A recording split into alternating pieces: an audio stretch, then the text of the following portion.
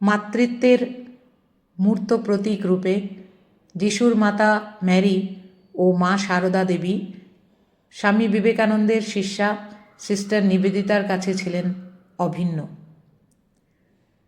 সুদূর আমেরিকা থেকে শ্রী শ্রী মাকে একটি চিঠিতে লিখেছিলেন সিস্টার নিবেদিতা 1910 সালের ডিসেম্বর মাসে, যে চিঠির পটভূমিকায় ছিল শ্রীমার পরম ভক্ত স্নেহের পাত্রী মিসেস সারা বুলের গুরুতর অসুস্থতা।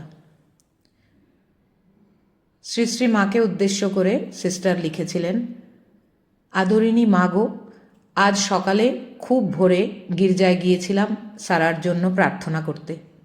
সেখানে সবাই যিশুর মাতা ম্যারির কথা ভাবছিল। হঠাৎ আমার মনে পড়ে গেল তোমার কথা।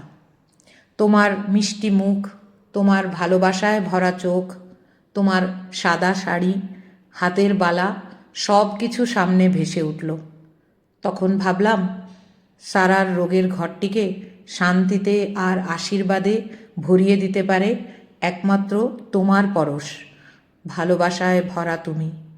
তোমার ভালোবাসায় আমাদের মতো উচ্ছ্বাস বা উগ্রতা নেই। তা পৃথিবীর ভালোবাসা নয়, স্নিগ্ধ শান্তি তা। সকলের কল্যাণ করে, অমঙ্গল করে না কারো।